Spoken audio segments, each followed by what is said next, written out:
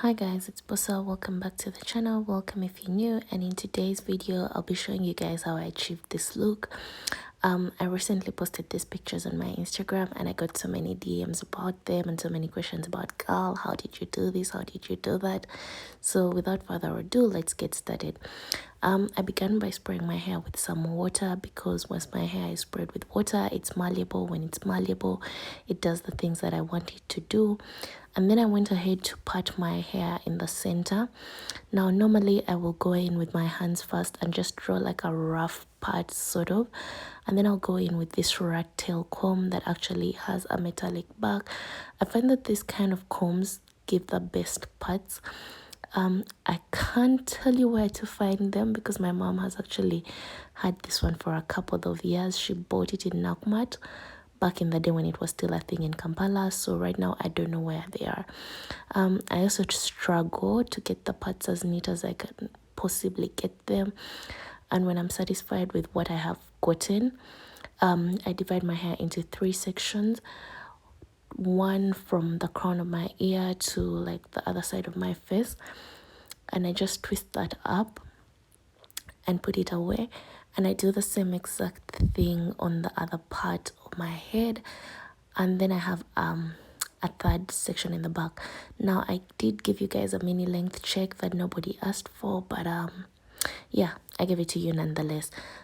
So I begin to work with the back section. I like to run my fingers through it and just pick out any shed hairs or anything that I might not need, and then apply some more water to the section, especially to the perimeters of my hair, because those are the ones that I want to lay down the most.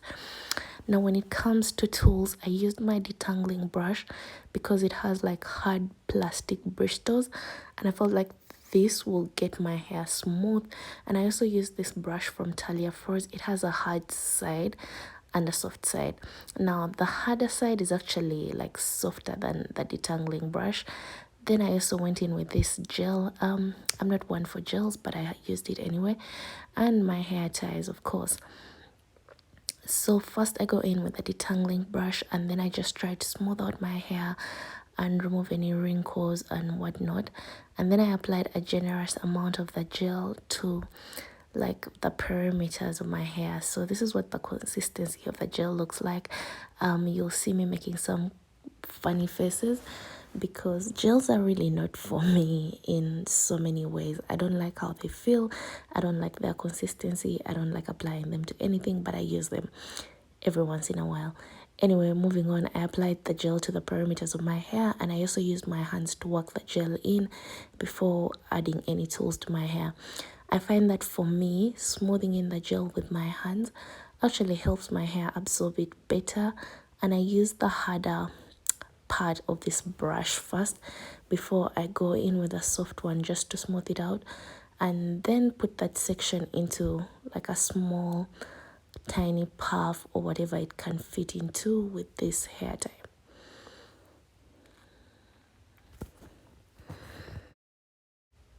So moving to the front sections of my hair, I just gently take the twist out and then run my fingers through the hair, just remove any shed hairs, and also to try and position where I want my hair to be. Like, you know how you can have the hair coming all the way covering your face and your edges and whatnot, or you can pull it way back and then have part of your edges showing like I do now.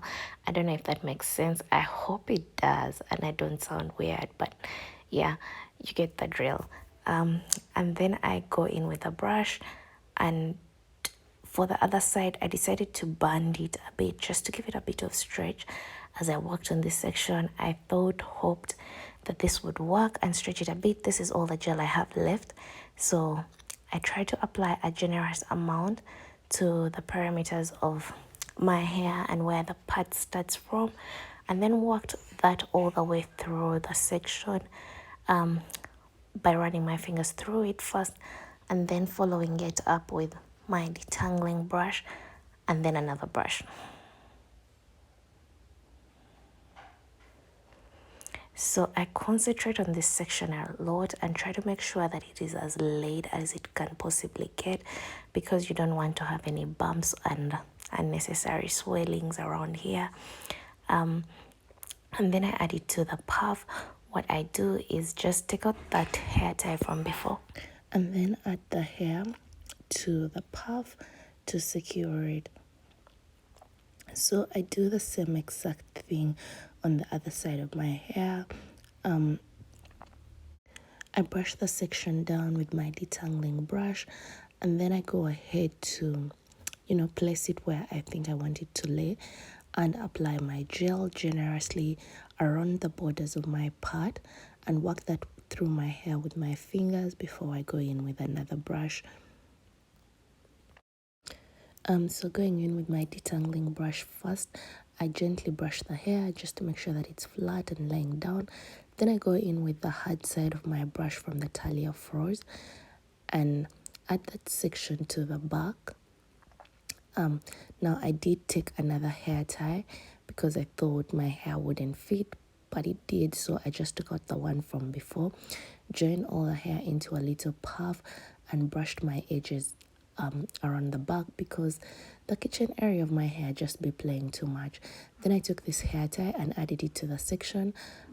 One other reason I use this hair tie is because it's tighter than the pink one, so I felt like it would give me more security and I wouldn't have to worry about so many things. So with my little puff in the back, I take these hair extensions. Now this is what makes the look. I did use like the Afro Kinky extensions, and for most people it looked like my hair. I prefer to use these extensions because they blend in more naturally with my hair than normal braiding hair would. So I added these extensions to a puff holder just like this, and then put that around my bun or whatever it is. Now I decided to scarf my hair first because I wanted it to lay. I didn't want any flyaways. I didn't want nothing being out of place. So then I took my puff holder and wrapped it around my bun like you normally would puff your hair. Then I divided the hair into 3 sections and began to braid all the way down. I chose to do a regular braid because I felt like it would look cute and it's simple. By all means, you can do what you want to do. You can do some fish braids, you can do some twists. I don't know, girl. Just do whatever feels right for you.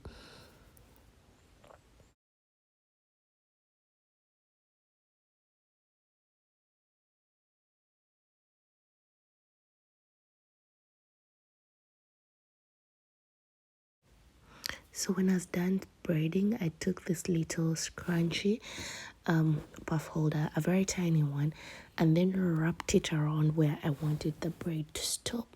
And I went ahead to cut off all the raggly pieces of the hair.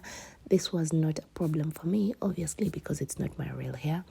And then I took a piece of the hair and wrapped it around like the beginning section of the braid and my hair so that it would cover any loopholes and it would look seamless and look natural, and I wouldn't have to worry about anything.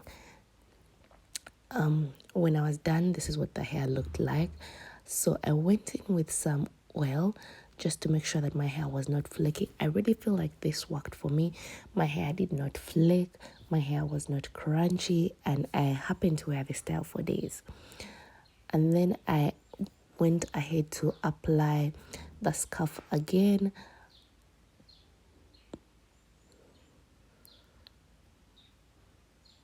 And follow that up with my satin bonnet and went to bed.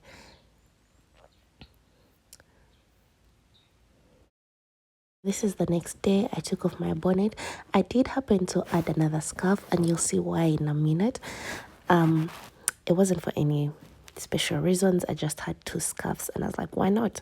So when I applied these golden bobby pins that I got from Talia Frost, I went ahead to tie 2 scarves because I had them.